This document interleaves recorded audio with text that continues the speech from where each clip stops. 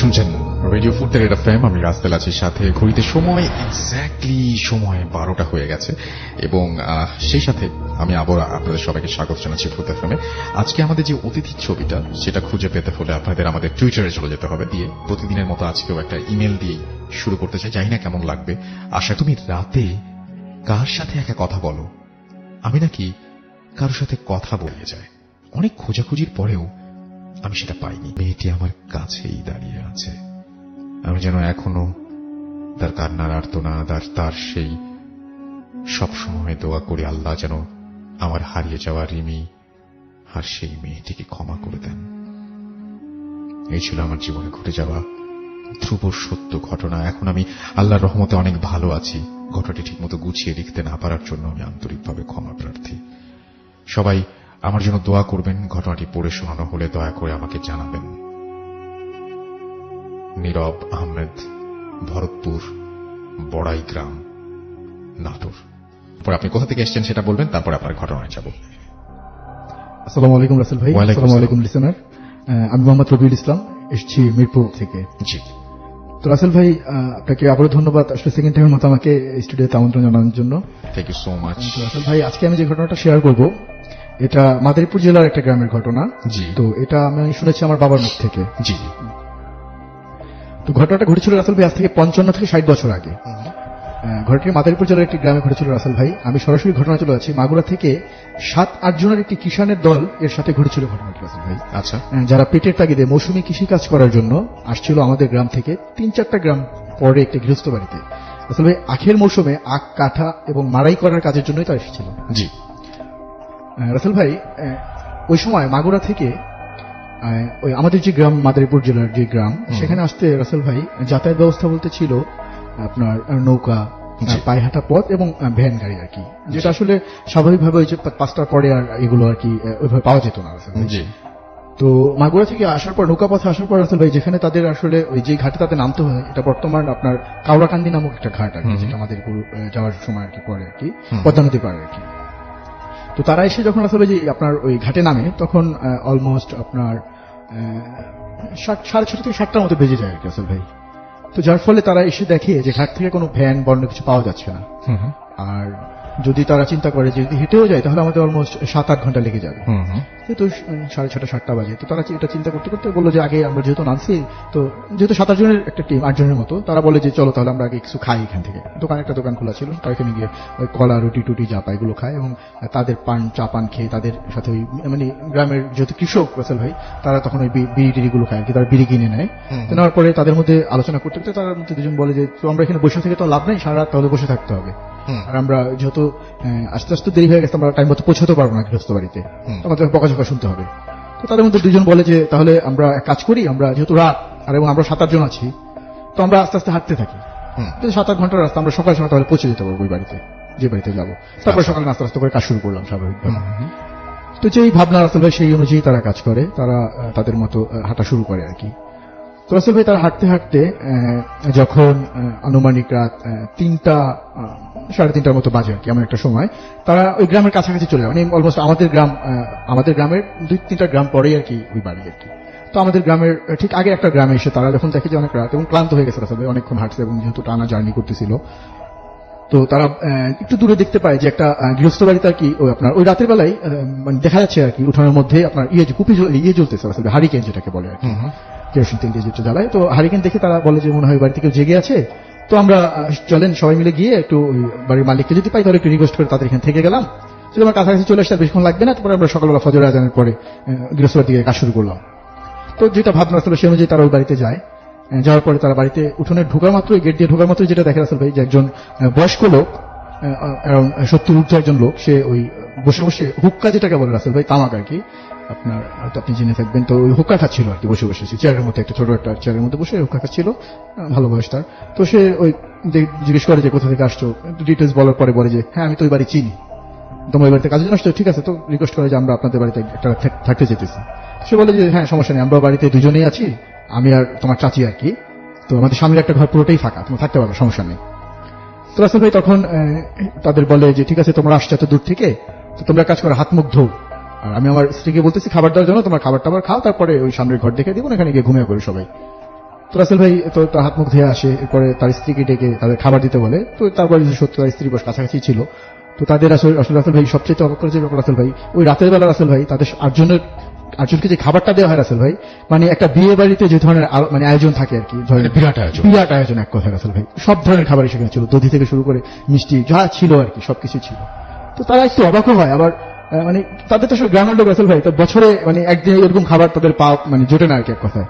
তো মানে দেখে আর লোক সামলানো যায় না আর কি, তারা খেয়েতে পেট ভরে খায় আর কি যতক্ষণ মন চায় আর কি খাবার পরে।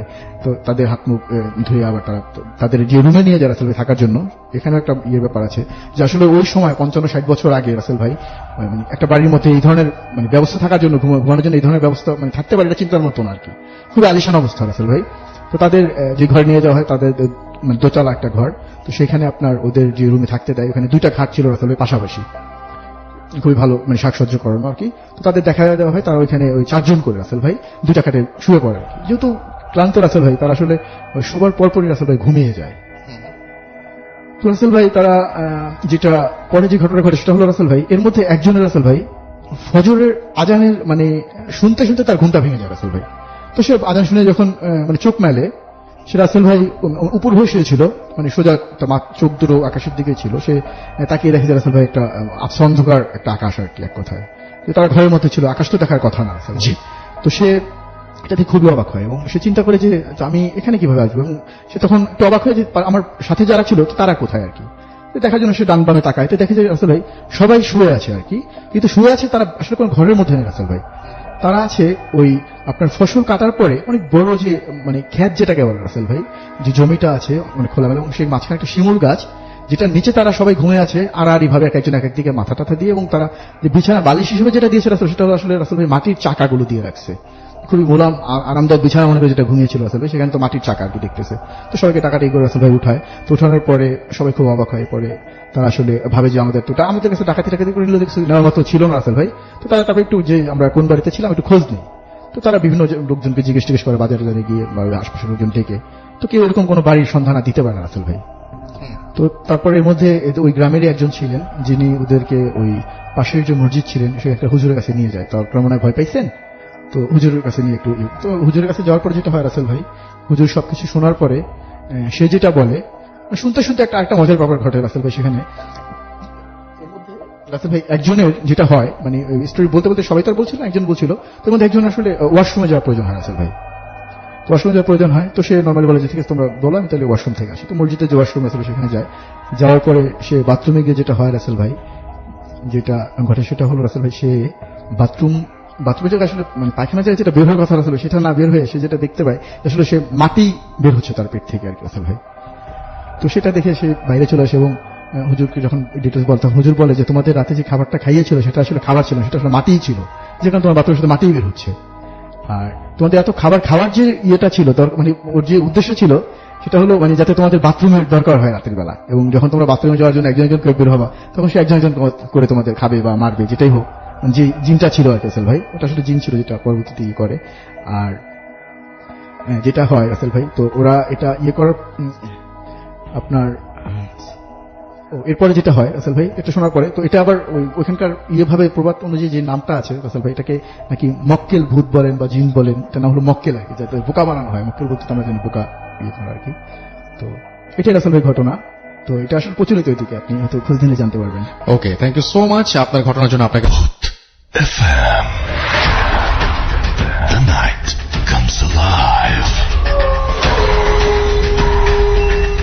বিশ্বাস করা না করাটা আপনার ব্যাপার। ইয়েস, বিশ্বাস করা বা না করাটা আপনার ব্যাপার। ইটস 12:27 AM আর আমাদের সাথে আছেন আমাদের অতিথিরা, আর you are listening to radio ফুড এফএম। আমি রাস্তেল আছির সাথে চলছে ভূত এফএম, আর সেই সাথে আমাদের নতুন একজন অতিথি আমাদের সাথে এসে হাজির হয়েছেন। আমরা তার কাছে সরাসরি চলে যাচ্ছি। আপনার নামটা প্লিজ একটু বলবেন, কোথা থেকে এসেছেন সেটা বলবেন, তারপরে আপনার ঘটনায় যাব। জি, আসসালামু আলাইকুম রাসেল ভাই। ওয়ালাইকুম সালাম। শাহিন বাশার, আমি জি। জাহাঙ্গীরনগর ইউনিভার্সিটি থেকে আসছি। অনেক দূর থেকে এসেছেন, সেজন্য প্রথমেই আপনাকে অনেক অনেক অনেক অনেক ধন্যবাদ। এবং আপনাকে অনেক বেশি জি, ধন্যবাদ। চলেন আমরা ঘটনায় চলে যাই। জি রাসেল ভাই। রাসেল ভাই, যে ঘটনাটা সেটা মূলত আমার সাথেই ঘটছে। হুম। সেটা 2018 সালে, গত বছর আর কি। তো আমি মেইনলি হচ্ছে আপনার বিভিন্ন কোচিং সেন্টার গুলাতে আর কি ক্লাস দিই। হুম। তো দেখা যাচ্ছে এই ক্লাসগুলো আমি হচ্ছে শুক্র শনিবার গুলোতে আর কি নেই, অন্য দিন তো আমার ক্লাস থাকে, এই জন্য হচ্ছে দিতে পারি না, শুক্র শনিবার ক্লাস নেই। তো এই 2 দিন ক্লাস নেই বলে হচ্ছে আমার মানে অনেকটা প্রেশার থাকতো ওই টাইমটাতে আর কি। তো একদিন হচ্ছে ক্লাস নিয়ে ফিরতে ঢাকাতে প্রচুর জ্যাম থাকাতে হচ্ছে আমার প্রায় 10:30-11টার মতো বেজে যায়। তো সেই টাইমটাতে হচ্ছে আপনার কিছুটা মানে এরকম একটা অবস্থা, জাস্ট শীতও না, আবার মানে শীত আছে বাট ওই লেভেলের শীত না, আবার কুয়াশা যে অনেক বেশি এরকম না আর কি। তো আমি ক্যাম্পাসে যখন আর কি ঢুকি, আমাদের জাহাঙ্গীরনগরে অনেক বেশি শীত, আপনি যদি জেনে জি। অবশ্য জানেন যে। তো আমি হচ্ছে যখন ক্যাম্পাসে ঢুকি, তো ওই টাইমটাতে আসলে ক্যাম্পাস বলা যায় যে এক প্রকার ফাঁকাই আর কি, কারণ মানে অনেক শীত থাকাতে 10টা-11টার দিকে এর ভিতরে হচ্ছে স্টুডেন্টরা ম্যাক্সিমাম হলের ভিতরেই থেকে যায় আর কি, এর কম হয়। তো আমি যখন হাঁটতেছিলাম ক্যাম্পাসের ভিতরে ঢুকে, তো মানুষ না দেখে আমি হচ্ছে কানে হেডফোন দিয়ে গান শুনতে শুনতে আর কি হাঁটতেছিলাম। তো আমি একটু জায়গাটা সম্পর্কে একটু বলি, সেটা হচ্ছে যে আপনি যদি জাহাঙ্গীরনগর যেয়ে থাকেন রাসেল ভাই, সেটা হচ্ছে আপনার শহীদ মিনার যেটা আছে, শহীদ মিনারের সামনে অনেক বড় প্রায় 5-7 কিলোমিটারের একটা বড় রাস্তা আছে আর কি। হুম। তো ওর পাশে হচ্ছে কেমিস্ট্রি এবং পদার্থ বিজ্ঞান বিল্ডিং আর কি আছে। Okay. ওর পাশে হচ্ছে মানে ওইটার পাশে আপনার বঙ্গবন্ধু হলের দিকে যাওয়ার একটা রাস্তা আছে, ওই জায়গাটা হচ্ছে 3 রাস্তার একটা মোড়। জি। তো খুব সম্ভবত 2012 সালে, যেহেতু অনেক সিঙ্গার আমি হচ্ছে একটু বলতে পারবো না, বাট খুব সম্ভবত 2012 সালে আমাদের ক্যাম্পাসে হচ্ছে একটা অনাকাঙ্ক্ষিত ঘটনা ঘটে। আমাদের জুবাইর ভাই নামে একটা ভাই আছে, ওনাকে হচ্ছে সামহাও মানে কিছু পার্সনকে আর কি হত্যা করে, এবং হত্যাটা খুব নির্মম ভাবে করে আর কি। এটা ক্যাম্পাসে যখন আমি যখন আসছি, তখন হচ্ছে মানে হলের ফার্স্ট ইয়ারে থাকতে আর কি ঘটনাটা শুনছিলাম। তো যে জায়গাটাতে আর কি হত্যা করে, আমি যতটুকু জানি ওই জায়গাটাতে হচ্ছে জুবাইর ভাইয়ের একটা সারণীগত করা হয়েছে। তো ওইখানে হচ্ছে একটা দেওয়ালে হচ্ছে আপনার জুবাইর ভাইয়ের ছবি এঁকে হচ্ছে দেওয়ালটার নাম দেওয়া হয়েছে যে জুবাইর সারণী। তো ওইটা হচ্ছে 3 রাস্তার মোড়। তো আমি যখন রাসেল ভাই মানে শহীদ মিনার ক্রস করে যখন ওই মোড়টাতে যাব, তো গান শুনতেছে, আমি আমার মতো মানে ওইভাবে কোনো খেয়াল ছিল না, মানে আমি আমার মতো যাচ্ছি খুবই নর্মাল ভাবে। তো হঠাৎ করে আমার চোখটা জুবাইর ভাইয়ের চোখের উপর পড়ে, জুবাইর ভাইয়ের যে ছবি অঙ্কন করে মানে ওই চোখের উপরে যায় পড়ে। তো যখনই পড়ে তখনই আমার মনে করেন যে কয়েক ন্যানো সেকেন্ডের ভিতরে মাথার ভিতরে কাজ করে যে হচ্ছে জুবাইর ভাইকে তো অনেক নির্মম ভাবে হত্যা করা হয় এবং জুবাইর ভাই তো বেঁচে নেয়। তো আমি মানে ওইটা যখনই মনে পড়ে তখনই আমি মানে শরীরের ভিতরে একটা মানে কি বলবো যে একটা ভীত আর কি অনুভব করি। তো অনুভব করার পরে আমি সামনের দিকে আগাবো, আমার মনে হচ্ছে কি যে আশপাশ যদি কোনো একজন পার্সন থাকতো বা কোনো ছাত্রছাত্রী থাকতো, তাহলে আমার জন্য অনেক বেশি ভালো হতো, মানে আমি যেতে আমার জন্য কমফোর্ট ফিল হতো। আর জুবাইর সামনে থেকে যে সিএসি আমাদের যে বিল্ডিংটা আছে, ওই বিল্ডিং এর ভিতরে জাস্ট হচ্ছে একটু মনে করেন যে আপনার ঘিঞ্জি টাইপ বলতে আপনার অন্ধকার মতো জায়গা। তো ওই জায়গাটা পাস করতে আমার খুবই মানে আর কি ভয় লাগতেছিল ওই টাইমটাতে আর কি। তো যখন ভয় লাগতেছে আমি তখন হচ্ছে এদিক সেদিক তাকাচ্ছি, তো আমি যেটা দেখলাম ডান সাইডে তাকায় দেখি পুরা রাস্তা জুড়ে হচ্ছে কোনো পার্সন নাই, এবং সামনের দিকে তাকাচ্ছি তাও কোনো পার্সন নেই, আমার হলের দিকে তাকাই সেদিকেও কোনো পার্সন নেই। তো আমার খুবই ভয় লাগতেছিল ওই টাইমটাতে যে আসলে সামনে একটা অন্ধকার জায়গা পাস করতে হবে, পাশে জুবাইর ভাইয়ের চোখের দিকে আমার চোখ পড়ে গেছে, তো ভয় লাগতেছিল। তো আমি ওখানে দাঁড়ায় আছি, জাস্ট ওয়েট করতেছি যে সামন যদি আসে তাহলে আমি তার সাথে যাবো। তো এমন অবস্থায় হচ্ছে মানে সত্যি কথা বলতে বিশ্বাস করেন রাসেল ভাই, যে একটা বিকট একটা কর্কশ একটা আওয়াজ শুনি আমি। তো কর্কশ আওয়াজটা শোনার পরে মানে আমার পিছনে একদম আমার পিছনে আমি কর্কশ আওয়াজটা শোনার পরে হচ্ছে আমি পিছনের দিকে যখন তাকাই আমি যেটা দেখছি রাসেল ভাই, মানে নর্মালি আমাদের যে কুরবানির টাইমে যে গরুগুলা কুরবানি দেওয়া হয় অনেক স্বাস্থ্য থাকে, মানে অনেক বড় সড়ো আর কি গরু। তো ওই টাইপের একটা কুকুর, আপনার পুরা কালো একটা কুকুর একদম খুব আমার পিছনে আর কি ছিল, মানে একদম আমার পিছনে ওইরকম একটা আমি কুকুর দেখলাম, অনেক বড় একটা কুকুর, যেটাকে আমি নর্মাল কুকুর বললে আর কি আসলে ভুল হবে। আর নর্মাল কুকুর থেকে অনেক বড় একটা কুকুর আমি দেখলাম, এবং আমি মানে তাকাতেই তার মানে কুকুরটার চোখের দিকে আমার চোখ পড়ে গেল আর কি। কুকুরটার চোখগুলো মনে করেন যে আপনার খুব বিধ্বস্ত ভাবে আর কি কালো ছিল। তো আমি তখন পুরো হিংসিত হয়ে গেছি, একদম পুরো হিংসিত যে আমি ওইখান থেকে যে এক স্টেপ সামনে আগাবো এরকম মানে শক্তি আমি পাচ্ছিলাম না। তো জুবাইর ভাই, আমি আপনাকে বলে রাখি সেটা হচ্ছে যে আমি কোরআনের হাফেজ, আমি হচ্ছে যে মুখ ফুটায় কোরআন তেলাওয়াত করবো এমনটাও হচ্ছে মনে করেন যে আমার শক্তি পাচ্ছিলাম না আমি ওই টাইমটাতে। এবং আমি ওই কুকুরটা থেকে যে আমি মানে সামনের দিকে মানে মুখটা ফিরাই নিবো এমনটাও আমি পাইতেছিলাম একটা অবস্থা। তো আমি ভিতরে আয়াতুল কুরসি পড়া শুরু করে হচ্ছে আমি মুখটা ঘুরাই নিয়ে আমি আমার হলের দিকে তাকাই আছি, এখান থেকে যে স্টেপ নিব এমন সাহসটাও আমি পাচ্ছিলাম না। তো মানে প্রায় 10-15 সেকেন্ড পরে আমার হল থেকে, মানে আমার হলটা একদম সোজা, আমার হল থেকে আমি এক ভাইকে হচ্ছে আপনার সাইকেল করে আর কি বের হতে দেখছি। আর যখনই আমি ভাইকে দেখছি তখনই আমার ভিতরে আমার একটু সাহস পেলাম। পেয়ে হচ্ছে আমি মনে করেন একটা দৌড় দিয়ে আমি হচ্ছে ভাই আমার মানে সোজা আসতেছিল, ভাইকে যে আর কি জড়াই ধরছি। তো ধরার পরে ভাই সাইকেল একবার পড়ে যাওয়ার মতো অবস্থা। ভাই হচ্ছে আমার 1 বছরের সিনিয়র ছিল, আলামিন ভাই, জাহাঙ্গীরনগরের ভুটানিতে পড়ে। তো ভাইকে যখন আমি জড়াই ধরছি তখন হচ্ছে আপনার ভাই বলছে, আরে শাহিন কি হয়েছে মানে বলো আমাকে কি হয়েছে। তো আমি ভাইকে খুব মানে ভীতভাবে আর কি বললাম যে ভাই আমি আসলে জুবাইর ভাই শাওনের এখানে অনেক বড় ধরনের একটা বাজে একটা কুকুর দেখছি, যেটাকে আমি আসলে কুকুর বলে মানতে পারতেছি না, এবং যেটা একটু অনেক ভীত মানে অনেক ভয়ঙ্কর ছিল আর কি, পুরাটাই কালো এবং অনেক বড়। তো ভাই বলতেছে কি যে তোমার হয়তো হ্যালুমিনেশন বা টিক্স সামথিং কাজ করতেছে, চলো তোমাকে বিষয়টা ক্লিয়ার করি, চলো ওই জায়গাটাতে দেখে আসি আসলে কোনো কুকুর বা টিক্স কিছু আছে কিনা। তো রাসেল ভাই আমরা জাস্ট মনে করেন যে ভাই আমাকে সাথে করে এগিয়ে গেল, মনে করেন 5 মিনিটের ব্যবধান, ভাই যে দেখতেছিল যে আসলে আদৌ কোনো কুকুর ছিল কিনা আমি টিক্স সামথিং। তো আমরা হেঁটে যখন রাসেল ভাই আপনার জুয়ার সামনে ওই জায়গাটাতে আবার যখন গেলাম, যে আমরা এদিক সেদিক তাকাচ্ছি, দেখি কোনো কুকুর নাই, মানে ভাইও দেখতেছে না আমিও দেখতেছি না। তো আমরা মানে শহীদ মিনারের দিকে হাঁটার চেষ্টা করতেছি, তখনও রাসেল ভাই মনে করেন যে পুরো ক্যাম্পাস শীতের দিন মনে করেন যে নিস্তব্ধ একটা ক্যাম্পাস আর কি। তো আমরা দুইজন যখন আলামিন ভাই আর আমি যখন হাঁটতেছি, এমন সময় বিশ্বাস করেন রাসেল ভাই আমার সামনে দিয়ে ঠিক ওই যে বড় টাইপের আর কি মানে পুরা একটি গরুর মতো যে কুকুরটা আমি দেখলাম, ওই কুকুরটা আমার সামনে দিয়ে এগিয়ে ছুটে গেল এবং খুব দ্রুত মানে বেগে ছুটে গেল রাসেল ভাই। তো আমি তখনই মনে করেন এক প্রকার চিৎকার দিয়ে বাইরে বললাম যে ভাই আপনি দেখছেন কি, এই যে মাত্র আর কি কুকুরটা গেল। তো ভাই বলতেছে কই না, তো আমি তো কিছু দেখলাম না। তো আমি ভাইকে বললাম না ভাই আমি দেখি, আমি 100% শিওর ভাই, আমি আপনার মানে আমি বুকে হাত দিয়ে বলতে পারি যে ভাই এরকম আমার সামনে দিয়ে ওই কুকুরটাই গেছে আমার। তো ভাই বলতেছে আসলে শাহিন মানে চলো এখানে বেশিক্ষণ থাকা ঠিক হবে না, আমরা হলের দিকে যাই। তো ভাই আমাকে সাথে করে হলের দিকে নিয়ে গেছিল এবং পরবর্তীতে ওই ভাই থেকেই হচ্ছে আমাদের যে হলের যে ইমাম সাহেব আছেন, ইমাম সাহেবের কাছে গিয়ে আমাকে আর কি ঝাঁপ করেছিল। তারপরেও রাসেল ভাই ওটার জন্য আমার গায়ে জ্বর বা এটা সেটা মানে খুব ভয় পেয়েছিল। তো এখন পর্যন্ত ওই জায়গাটা আমার কাছে খুব ভয়ঙ্কর লাগে আর কি। ওকে, থ্যাংক ইউ সো মাচ আপনার ঘটনার জন্য। আপনাকে আবারও ধন্যবাদ, অনেক অনেক ধন্যবাদ।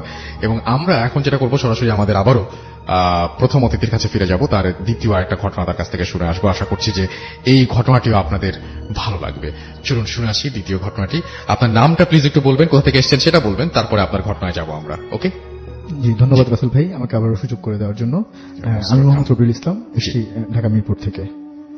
তো রাসেল ভাই আমি এটাকে আমার ভাগ্নির সাথে মেজো ভাগ্নির সাথে ঘটনাটা, জি ঠিক আছে রাসেল ভাই। তো আমি সরাসরি ঘটনা চলে যাচ্ছি। তো রাসেল ভাই আমি এখন যে ঘটনা শেয়ার করবো এটা আমার বড় আপার যে মেজো মেয়ে, ওর সাথে ঘটে যাওয়া একটা ঘটনা রাসেল ভাই। জি, ওর বয়স যখন 5 থেকে 6 বছর হবে তখন আসলে ঘটনাটা শুরু আর কি, এবং এখন পর্যন্ত মোটামুটি চলমান বলতে পারেন ঘটনাটা। তো রাসেল ভাই আমার নানা বাড়ি মাদারীপুরে, আপনি জানেন যেহেতু। তো মাদারীপুর জেলার আঙ্গুরকাটা নামক গ্রামে হলো আমার নানা বাড়ি। তো আমার ছোট মামার বিয়ের জন্য আমরা 2009 কিংবা 10 আর কি রাসেল ভাই, আমার এক্স্যাক্টলি খেয়াল নেই। তো আমরা সব পরিবারের সবাই আর কি যাই, আমার ছোট মামার বিয়ে। তো আমার ভাগ্নি সবাই যায় আর কি সাথে। তো রাসেল ভাই যেহেতু বিয়ে বাড়ি রাসেল ভাই, তো ওটা আনন্দ আর কি, আনন্দ বিয়ের আগের দিন মানে বলতেই তো পারেন যে শুরু এবং শেষের 7-8 দিন মোটামুটি খুবই জাঁকজমক থাকে আর কি মোটামুটি। জি। তো যেহেতু সবাই যাই আমরা, আরো কাজিন টাজিন সবাই আছে। তো রাসেল ভাই বিয়ের ঠিক আগের দিন আমার নানা বাড়ির ঠিক সামনে একটা বট গাছ আছে রাসেল ভাই, যেটা গত বছর বয়স হবে অ্যারাউন্ড 110 বছর হতে পারে, আর বেশি হতে পারে রাসেল ভাই। ঠিক ওটার সামনে আসলে একটা পুকুর রাসেল ভাই, যেখানে ওই গ্রামের সবাই গোসল টোসল করে আর কি। পাশে আবার নদী আছে রাসেল ভাই, পদ্মা নদী আছে। তো আমি আসলে আমার যে কাজিনরা ছিল সমবয়সী, তারা সবাই মিলে আমরা চলে যাই এসব নদীতে গোসল করার জন্য, এবং বাড়ির যে মহিলারা ছিল তারা সবাই আর কি ওই পুকুরে গোসল করার জন্য যায় আর কি, দুপুরে ঠিক আগদা ধরেন ভর দুপুর বেলা যেটাকে বলে রাসেল ভাই, অ্যারাউন্ড 12:30 থেকে 1টার মতো আর কি। তো আমার ওই যে ছোট ভাগ্নি ওরাও যায়, মেজো ভাগ্নি, আমার বড় ভাগ্নি, দুইটা ভাগ্নি ছিল তখন। তো ওরা ওদেরও নিয়ে যায়। তো আমার আম্মা যায়, আমার খালামণিরা যায় সবাই গোসল টোসল করার জন্য। তো যাওয়ার পরে রাসেল ভাই যেটা হয়, মানে আমার আম্মা সবাই মাঝামাঝি একটা পুকুরের মধ্যে নেমে গোসল করতেছিল, আর আমার ওই যে ভাগ্নিটা ছিল মেজো, ও হলো ঠিক পুকুরের কর্নার রাসেল ভাই, 2 হাত পা সামনের দিকে ছড়ায় দিয়ে বসে বসে পানিতে খেলতেছিল। ছোট বাচ্চা যেহেতু, আর শহরের বাচ্চা, তো পানি পেয়ে খুবই আর কি আনন্দিত আর কি, সে খেলতেছিল। আস্তে আস্তে সে মানে শুয়ে আর কি, শুয়ে যেটাকে বলে ঘাপ শুয়ে আর কি, সে পানির মধ্যে পা গুলো নাড়াচাড়া করতেছিল। তো পাশেই আর কি ঘাটে ওই পাড়ে আমার বড় ভাই এবং তাদের যে আমার বড় ভাই এবং তার যে সমবয়সী কাজিন যারা ছিল তারা গল্প করতেছিল, আর খালামানিরা আমার গোসল করতেছিল। তো একটা পর্যায়ে রাসেল ভাই আম্মা যেটা খেয়াল করে যে আমার ভাগ্নি ওই পানির মধ্যে তার পা মানে ছটফট করতেছে, মানে ঝাঁপাচ্ছে আর কি এক কথা যেটা, আর হাত দিয়ে করতেছে, মনে হচ্ছে সে পানির মধ্যে ডুবে যাচ্ছে। কিন্তু রাসেল ভাই তার মুখে আবার হাসি, মানে সে মনে হচ্ছে খেলতেছে, তাকে মানে এরকম মানে অ্যারাউন্ড 5 মিনিটের মধ্যে 2বার যখন ফলো করে রাসেল ভাই, তখন আসলে আমার আম্মা বুঝতে পারে, মনে হয় যে মানে একটু অস্বাভাবিক মনে হয় আমার আম্মার কাছে, এবং সে তাকে মনে হচ্ছিল আস্তে আস্তে পানির মধ্যে নিয়ে যাচ্ছে। তখন আমার আম্মা যখন বুঝতে পারে রাসেল ভাই, তখন আমার আম্মা চিৎকার দেওয়ার পরে আমার যে বড় ভাই পাশে দাঁড়ানো ছিল, সে মানে দৌড়ে গিয়ে ওকে ওঠানোর জন্য, টেনে ওঠানোর জন্য ট্রাই করে রাসেল ভাই। তো 5-6 বছরের একটা বাচ্চা, আসলে খুব স্বাস্থ্য খুবই কম ওর, তো খুব বড় জোর মনে হয় যে 12-15 কেজি ওজন হতে পারে রাসেল ভাই, সর্বোচ্চ আর কি।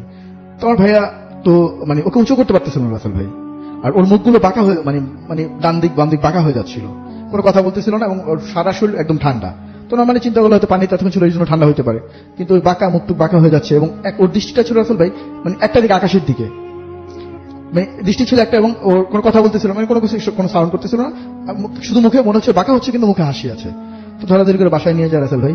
এরপরে আমার যে বড় খালু ছিলেন ওইখানে, উনি আল্লাহ একজন লোক, নামাজ 5 ওয়াক্ত নামাজ পড়ে, সে একটু ঝাড়ফুঁক করে, এরপরে মোটামুটি স্বাভাবিক হয় রাসেল ভাই। এরপরে আমরা বিয়ে শেষ করে ঢাকাতে চলে আসি সবাই।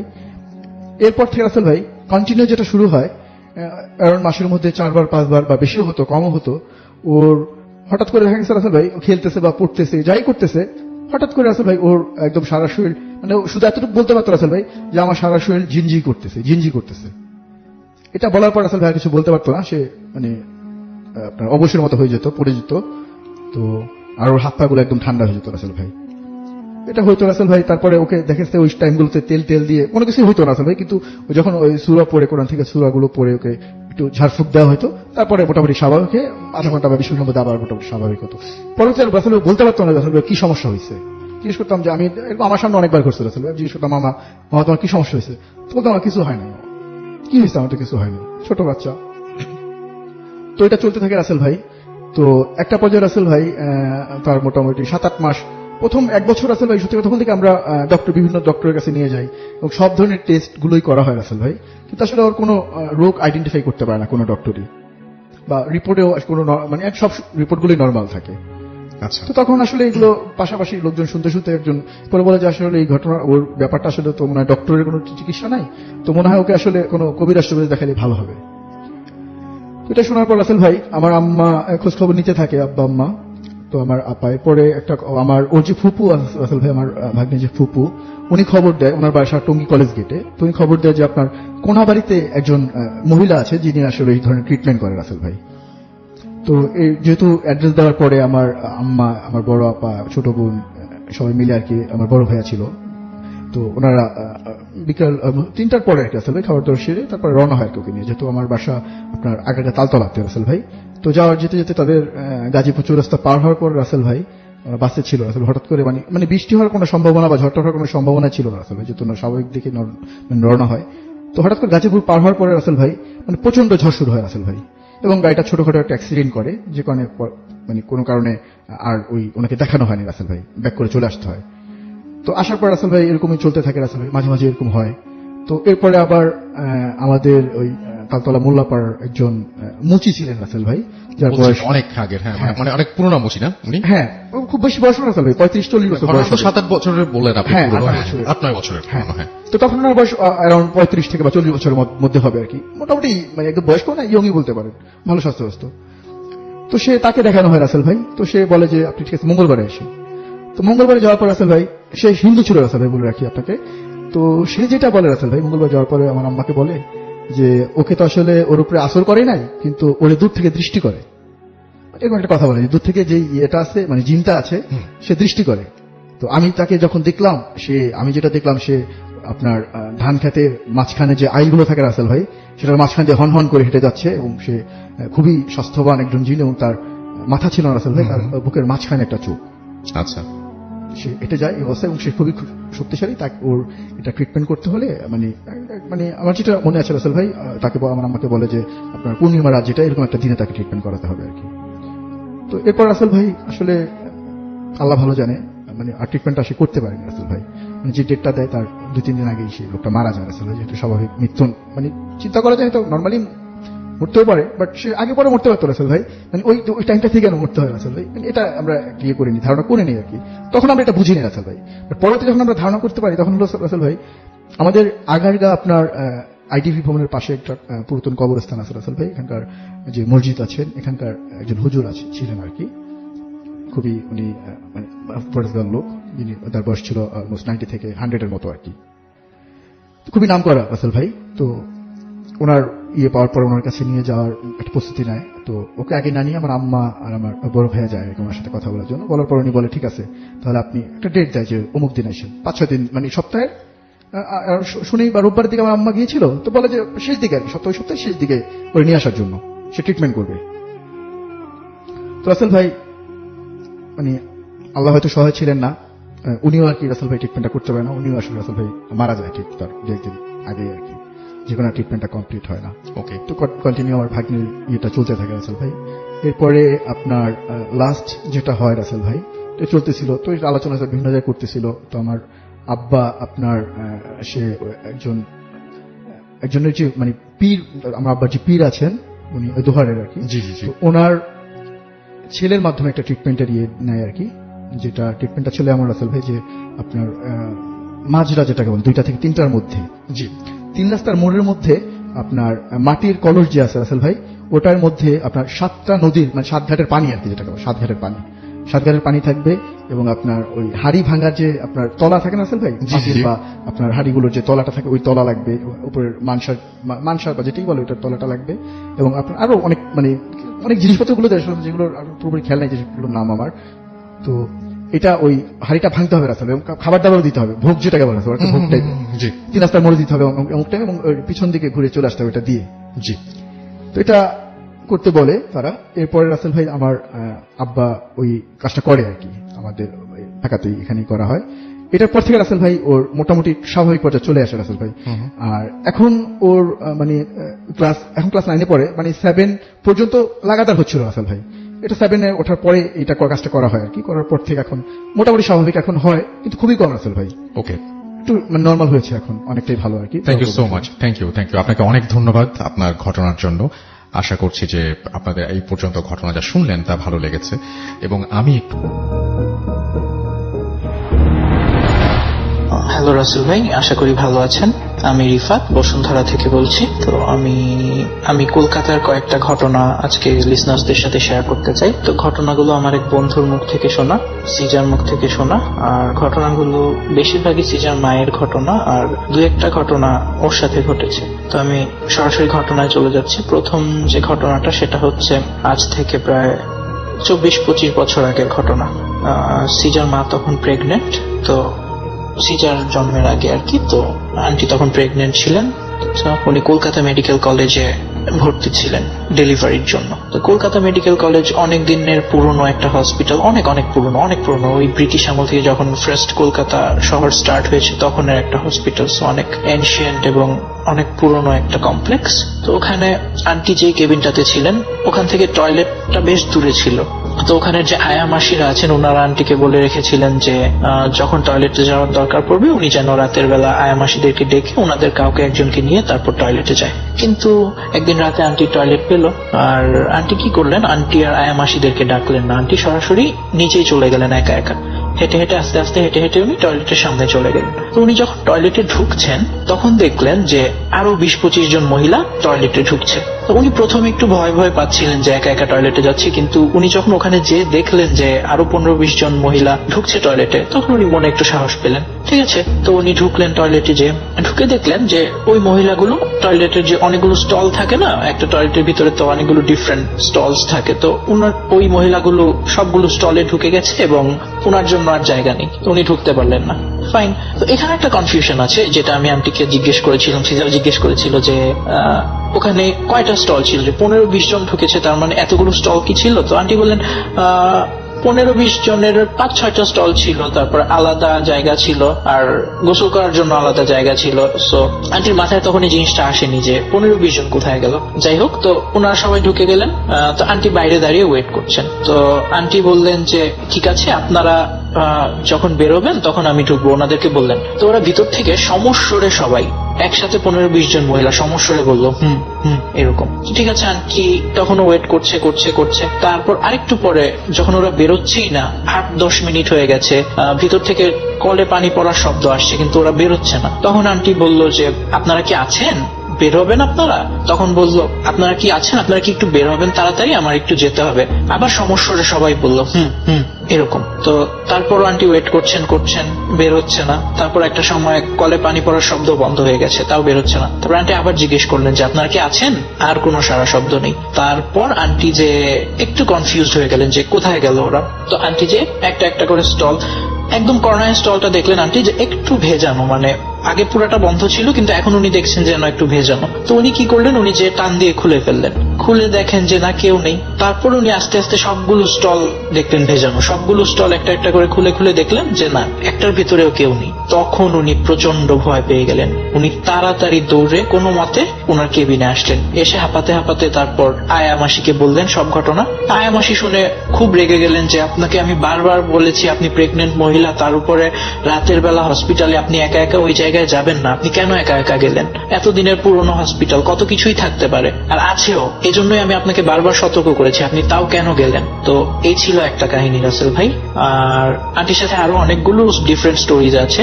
আরেকটা হচ্ছে আন্টির ছোটবেলার কাহিনী। ছোটবেলা বলতে আন্টির বয়স তখন তরুণী আর কি, উনি 17-18 বছরের তরুণী।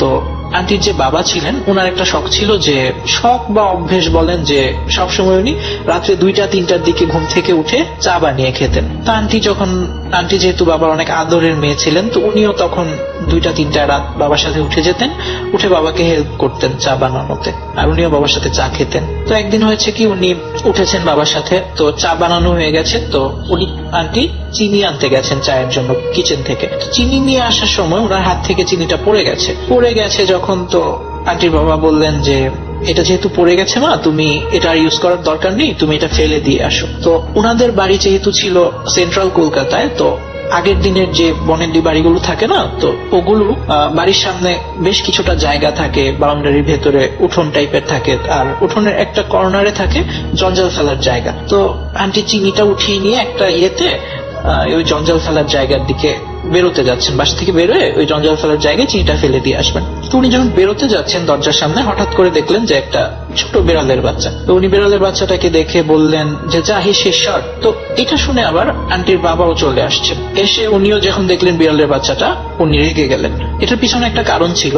কারণটা হচ্ছে আন্টির বাবা সবসময় বেড়াল পুষতেন ছোটবেলা থেকে। তো ওনার অনেকগুলো বেড়াল ছিল, আবার ওনার পাখি ছিল অনেক, উনি মানে পশু পাখি এগুলো পোষার শখ ছিল। তো ওনার পাখিও ছিল, বেড়াল ছিল। তো একবার ওনার একটা বেড়াল ওনার একটা পাখির ঘাড় মটকে দিয়েছিল। তো এরপর থেকে রাগে উনি ওনার বাড়ির সব বেড়ালকে তাড়িয়ে দিয়েছেন, আর বেড়াল পালতেন না। তো স্বাভাবিকভাবে এই বেড়ালের বাচ্চাটাকে দেখে উনি রেগে গেলেন, বললেন যা যা সর। এই কথা বললে উনি কি করলেন, ওনার হাতে পানির মগ ছিল, উনি পানি ঢেলে দিলেন বেড়ালটার উপর। তো বেড়ালটা একটু সামনে গেল, 2 পা সামনে গেল, গিয়ে ওনার দিকে ফিরে তাকালো। তো উনি আরো রেগে গেলেন যে হ্যাঁ এত বড় সাহস, আমার দিকে ফিরে তাকাচ্ছিস আবার। তারপর উনি আরেকটু পানি এনে আবার ঢাললেন বেড়ালটার গায়ে। বেড়ালটা আবার 2 পা সামনে গেল, যে আবার ওনার দিকে ফিরে তাকালো। তো উনিও ঢালতে থাকলেন এভাবে, বেড়ালটা 2 পা করে সামনে আগাচ্ছে আর ওনার দিকে ফিরে তাকাচ্ছে। এর মধ্যে একটা ঘটনা ঘটলো, বিড়ালটা যতই আগাচ্ছে ততই সাইজে বড় হচ্ছে, যতই আগাচ্ছে ততই বড় হচ্ছে। যেতে যেতে যেতে যেতে আস্তে আস্তে বিড়ালটা যখন জঞ্জালের কাছে যেয়ে পৌঁছালো, তখন বিড়ালটা একটা প্রায় 4-5 ফিট লম্বা একটা বাঘের সাইজ নিয়ে নিল, পুরো একটা বাঘের আকৃতি ধারণ করলো। এটা দেখে তো আন্টিও তখন ছিলেন সামনে, আন্টির বাবা, ওনারা বেশ ভয় পেয়ে গেলেন।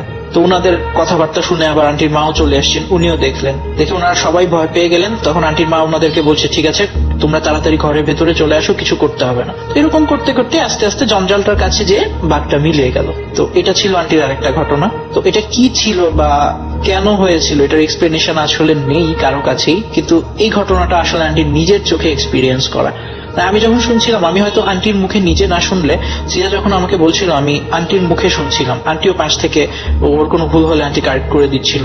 তো এটা যদি আমি নিজের মুখে না শুনতাম আন্টির, আমি কখনো এটা বিশ্বাস করতাম না। কিন্তু একজন নিজে এক্সপিরিয়েন্স করেছে, এরকম বয়স্ক একজন মানুষ, এটা তো আর মিথ্যে হতে পারে না। তো এই জন্য আমাকে বিশ্বাস করতে হয়েছে আর কি। তো এই ছিল কাহিনী। আন্টির আরো অনেকগুলো ঘটনা আছে, ওগুলো কোনো এক সময় পাঠাবো ইনশাল্লাহ। তো এই পর্যন্ত সবাই ভালো থাকবেন, সুস্থ থাকবেন, আল্লাহ হাফেজ। ভাইয়া, তো আপনি কবে থেকে রেডিও ফুর্তি শুনছেন? আগে আমি দিন রাত 24 ঘন্টা শুনতাম, পরে বিয়া কইরা বউর জ্বালায় রেডিও ফুর্তি না শুনতে পাইয়া 3 মাস পাগল ছিলাম। পিরিয়ডের দিনগুলোতে পছন্দের বিষয়গুলো হয়ে ওঠে বিরক্তিকর। তাই তোমার স্বস্তির জন্য এক্সট্রা কেয়ার নিয়ে পাশে আছে ফ্রিডম স্যানিটারি ন্যাপকিন। তোমাকে রিয়েলি বোঝে। Face it, Radio Money Furti. Radio Furti.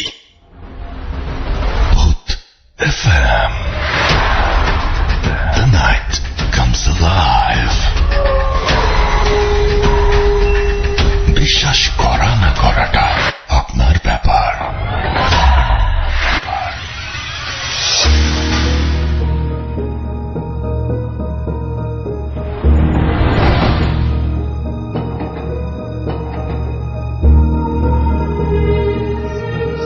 Of course বিশ্বাস করা বা না করাটা আপনার ব্যাপার। You are listening to radio Foorti FM. আমি রাস্তায় আছি, সাথে যে ঘটনাটি পড়বো সেটা একটা ইমেইল, এবং সেই ইমেইলে আপনাদের সবাইকে আমন্ত্রণ জানাচ্ছি।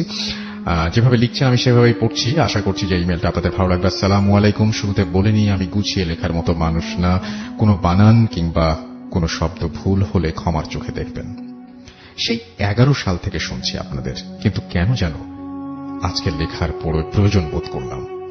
আমি আরিফ শাহরিয়ার, বাংলাদেশের একটি রেপুটেড প্রাইভেট ইউনিভার্সিটি থেকে আমার অনার্স কমপ্লিট করেছি আইন বিষয়ে, এবং লন্ডনে মাস্টার্স করছি। ফলে আমার পক্ষে সশরীরে উপস্থাপন করা সম্ভব না। আমি যে ঘটনাটি শোনাবো সেটি বাংলাদেশের, আমার নিজের সাথে ঘটে যাওয়া, সময় প্রায় 5-6 মাস আগের মতো হবে। বলে রাখা ভালো যে আমার তুলা রাশি, আমি জানি না আপনারা বিশ্বাস করবেন, রাশি বিশ্বাস করেন কিনা, বাট ছেলেবেলা থেকে আমার কাছে রাশি জিনিসটা নিছক ভাওতাবাজি মনে হতো। যাই হোক, আমার তুলা রাশির কল্যাণে আমি ছোটবেলা থেকেই কম বেশি প্যারানর্মাল ব্যাপার স্যাপারের সাথে পরিচিত ছিলাম। আমার পরিবারের প্রায় সবাই একটু ইসলামিক মাইন্ডের, যার ফলে এই সব জিন ভূত সম্পর্কে আমাদের সবারই ধারণা ছিল। যাই হোক, ঘটনায় আসি। আমার গ্র্যাজুয়েশন শেষ করার পরে জুন কি জুলাইয়ের দিকে আমি আমার 4 জন ইউনিভার্সিটি ফ্রেন্ড ঠিক করি যে আমরা পুরো বাংলাদেশ জুড়ে যাব। কাকতালীয়ভাবে আমার 4 জন ফ্রেন্ডের বাসাই ছিল ফেনীতে। তার মধ্যে একজনের নাম আশফাক। তো আমরা সবাই ডিসাইড করলাম যে আশফাকের বাসায় থাকব এবং সেখান থেকেই আমরা পুরো চট্টগ্রাম ঘুরব। এতে আমাদের হোটেলে থাকার খরচটা সেভ হবে। বলে রাখা ভালো, আশফাক এবং বাবা ঢাকায় অনেক ভালো বিজনেসম্যান। ফলে তার পুরো ফ্যামিলি পুরান ঢাকায় থাকে, যার কারণে ফেনী এবং বাংলো বাড়িতে কেউ ছিল না, শুধুমাত্র একজন কেয়ারটেকার এবং তাদের ফ্যামিলি নিয়েই তিনি সেই বাসায় দেখাশোনা করতেন। বাড়িটির লোকেশন ফেনী শহর থেকে ভেতরে সীমান্ত এলাকা পরশুরামে। বাড়ি থেকে রাতের বেলায় ভারত সীমান্ত স্পষ্ট দেখা যায়, ভারত বাংলাদেশ সীমান্ত স্পষ্ট দেখা যায়। সেই এলাকায় খুব কম পাকা বাড়ি থাকায় মাগরিবের আজানের সময় রীতিমতো পিন ড্রপ সাইলেন্স চারিদিকে একদম বিরাজ করে। আমরা 2 জন আমাদের প্ল্যানের একদিন আগেই সেই বাসায় যাই। বাকি 2 জনের ঢাকা থেকে একদিন পরে আসার কথা ছিল। বলে রাখা ভালো, বাসাটি 3 বিঘা জমির ওপরে বানানো এবং ডুপ্লেক্স। আমরা যেই দেখলাম কেয়ারটেকার কাকার কাছে ছেলে আমাদের জন্য দোতলায় আলাদা রুম গুছিয়ে রেখেছে এবং পাশের হোটেল থেকে লোক আসছে আমরা কি খাবো শুনতে। আমি যে ফ্রেশ হওয়ার জন্য বাথরুমে গেলাম, বাট একটি জিনিস খেয়াল করলাম, এত আলিশান একটি বাথরুম বাট কোনো আয়না নেই। আমি একটু খুঁতখুঁতে স্বভাবের, আমার কাছে ব্যাপারটা খুব বিরক্ত লাগলো। কিন্তু আজব ব্যাপার হলো, বাথরুম না, পুরো বাসায় কোথাও আমি কোনো আয়না পেলাম না। অনেক টায়ার্ড থাকার কারণে ব্যাপারটা আর ভেবে ওঠেনি। নিজের ব্যাগের ছোট আয়না দিয়েই কাজ চালিয়ে নিলাম। 7টার সময় হোটেল থেকে আমাদের খাবার নিয়ে এলো কেয়ারটেকার সাহেব এবং তার ছেলে। আবার খেতে খেতে সবাই মিলে গল্প করার সময় এক ফাঁকে কিচেনের দরজার ওপরের কোনায় একটা বড় মাছ দেখতে পেলাম। অনেক বড়, বলতে গেলে 6-7 ফিট হবে, এবং মাছটি লম্বালম্বি ভাবে দরজার কোনায় ওপরে দাঁড়িয়ে আছে। মাছটি দেখে আমাদের দেখা টিপিক্যাল কোনো মাছ মনে হলো না, অনেকটা রূপচাঁদা মাছ, কিন্তু শরীরটা ছোপ ছোপ ডোরা কাটা। আমি আয়না নিয়ে যেতেই আমার কাছ থেকে হুজুর ছো মেরে আয়নাটা নিয়ে নেন। তারপর সেটি হ্রদে ধোয়া পানিতে ফেলে একটা কয়লা দিয়ে ভেঙে গেল একটি কয়লা দিয়ে ভেঙে গেল বা কিছু একটা লিখেছেন উনি। আমি খুব বিরক্ত হয়ে আশফাককে বললাম, কি হচ্ছে? ও আমাকে বলে, ঢাকায় যাওয়ার পথে সব বলবো। আমি যেন 1 ঘন্টার মধ্যে রেডি হই। পরবর্তীতে ঢাকায় যাওয়ার পথে আমি যে সব শুনলাম তাতে আমার রীতিমতো আতকে উঠার পালা। প্রথমত, এই জায়গায় মোগল আমলের অনেক মানুষকে মারা হয়েছিল। পরবর্তী তাদের দাদারা এই জায়গার বাড়ি বানাতে চাইলে যেই কাজটা শুরু করত, কোনো না কোনো ভাবে বাধার শিকার হতো। আশফাকের বাবা 2009 সালে এই বাড়িটি বানায়। এই বাড়িতে ওঠা ঠিক 13 দিন পর তার দাদি মারা যান। এবং আরো আশ্চর্যের ব্যাপার, তার ঠিক 13 ঘন্টা পর তার নানা স্ট্রোক করে মারা যান। এরপরে তার মামা খালারা ওই বাসায় অনেক সমস্যা ফেস করতেন এবং এক পর্যায়ে তারা কুষ্টিয়া থেকে বড় হুজুর আনেন। হুজুর বলেন যে সেই বাসায় 88,000 জিন বাস করে এবং তিনি আরো বলেন যে এই জিন এই বাসার মধ্যেই অন্য মাত্রায় বা ডাইমেনশনে বাস করে, ফলে তাদের কোনোভাবেই তাড়ানো সম্ভব না। হুজুর আরো বলেন যে বাসার সকল জিনিস যেগুলো প্রতিফলন করে সেগুলো সরাতে হবে, অর্থাৎ বাসায় এমন কোনো জিনিস রাখা যাবে না যেগুলো নিজের চেহারা দেখা যায় কিংবা আলোক শিখা প্রতিফলন করে, কারণ এই সব জিনিস নাকি তাদের ডাইমেনশনে সাথে আমাদের ডাইমেনশনের সংযোগ তৈরি করে দেয়। আমি আয়না নিয়ে যাবার ফলে আমার আয়না দিয়ে সেই সব জিন পুনরায় আবার আমাদের ডাইমেনশনে আসার রাস্তা পায়, যার ফলে ওই দিন বাসার বন্ধ বাঁধন খুলে গিয়ে এবং কিচেনে মাছ রূপে কাউকে দেখেছিলাম। আমি আশফাককে শেষ একটা কথা বলেছিলাম যে তাহলে কেয়ারটেকার কাকা বাসায় কিভাবে থাকে। আমাকে আশফাক বলেছিল তা মনে হয় এখনো আমার শরীরে কাটা দিয়ে ওঠে। ও বলল যে বাসায় কোনো কেয়ারটেকার থাকে না, যিনি ছিল তিনি 1 বছর আগে এই বাসায় মারা গেছেন সাপের কামড়ে। তার ফ্যামিলি এখন ঢাকায় আশফাকদের বাসায় থাকে, আর তার ছেলে ফেনী শহরে সিএনজি চালায়। আমি জানি না এটি ভয়ের কিনা, বাট আমার কাছে অনেকটা আনসলভড মিস্ট্রি। আমার জীবনের অনেক ঘটনা আছে, একদিন সময় করে ভয়েস মেইলে দিব। আমার জন্য দোয়া করবেন। ভূত এফএমের জন্য শুভকামনা।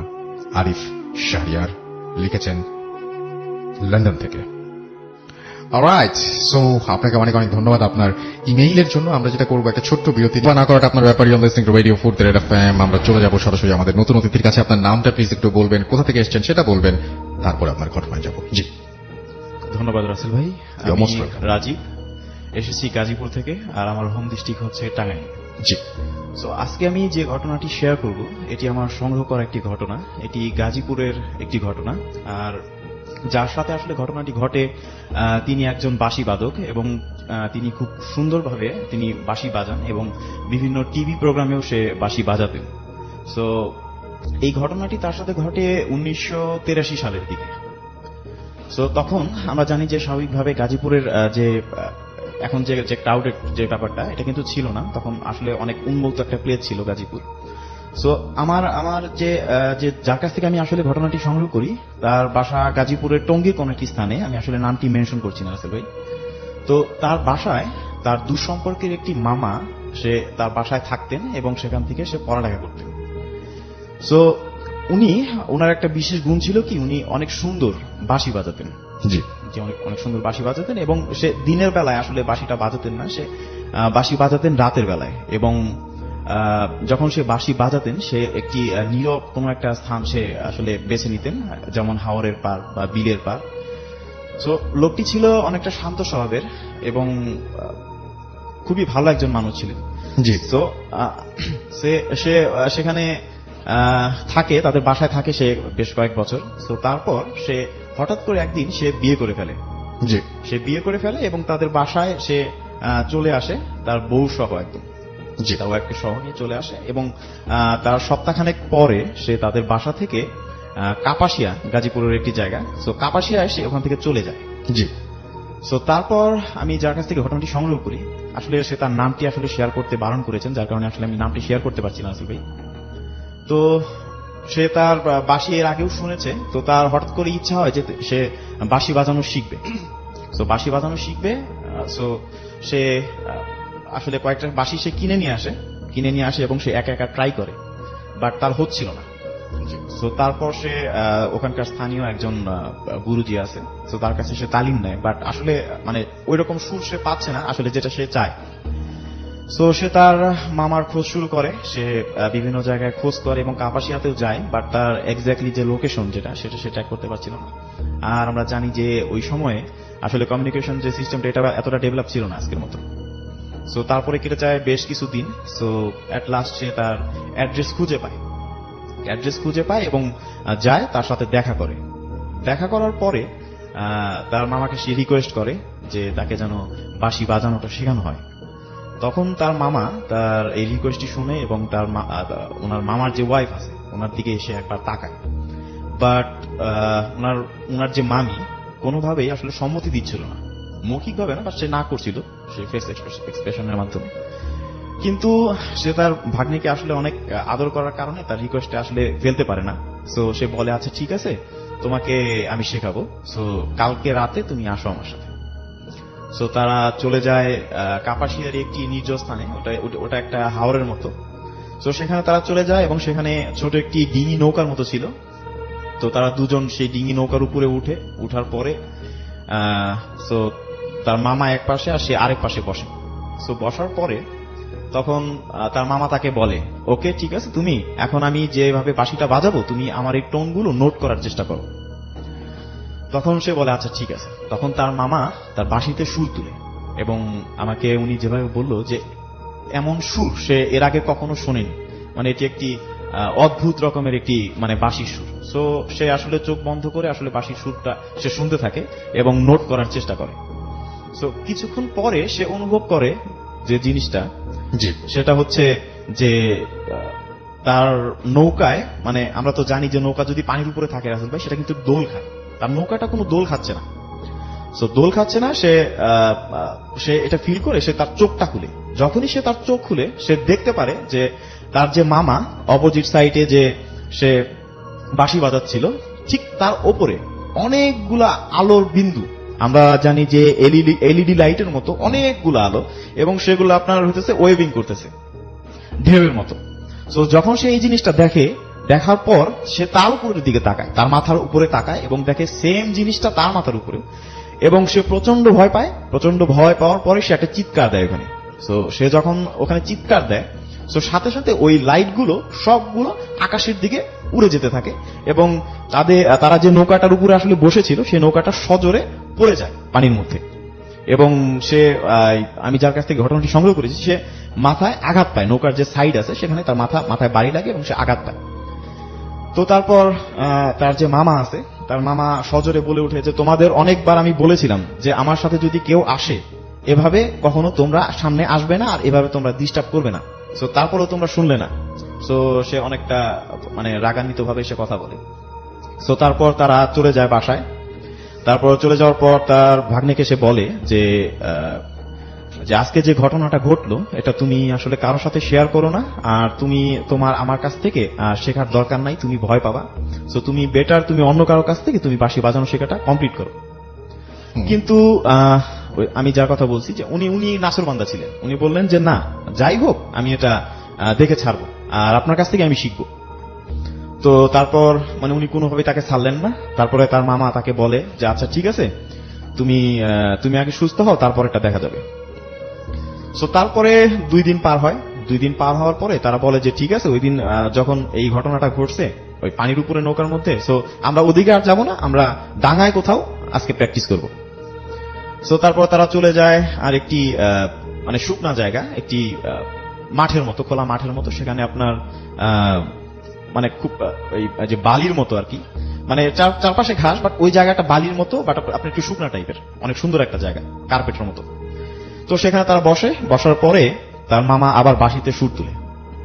যখন তার মামা বাঁশিতে সুর তুলে তার কিছুক্ষণ পর সে দেখতে পায় যে তাদের যে প্লেস, সেই প্লেস থেকে প্রায় 20 থেকে 30 ফিট দূরে মানে একটা মিররের মতো হলো সেখানে, এবং সেখান থেকে একটি মেয়ে ওই মিরর ওখান থেকে বের হয়ে আসলো, এবং তার পরনে ছিল, সে বলল যে তার পরনে ছিল গোলাপি রঙের একটি জামা, আর তার শরীর থেকে মানে ওই অনেক আলোর বিচ্ছুরণ ঘটছে।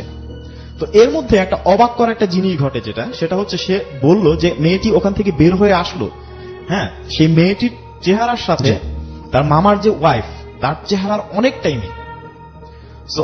মিল। সো মেয়েটি যখন বের হয়ে আসলো এবং একটু কাছে আসতে, তখনই তার মামা মানে তার বাঁশির সুর থামিয়ে দিয়ে বলল যে তোমাকে না বলেছি যে তুমি এভাবে আসবে না, আর যদি তোমার বাঁশি শুনতেই হয় সেটা তুমি দূরে গিয়ে শুনো।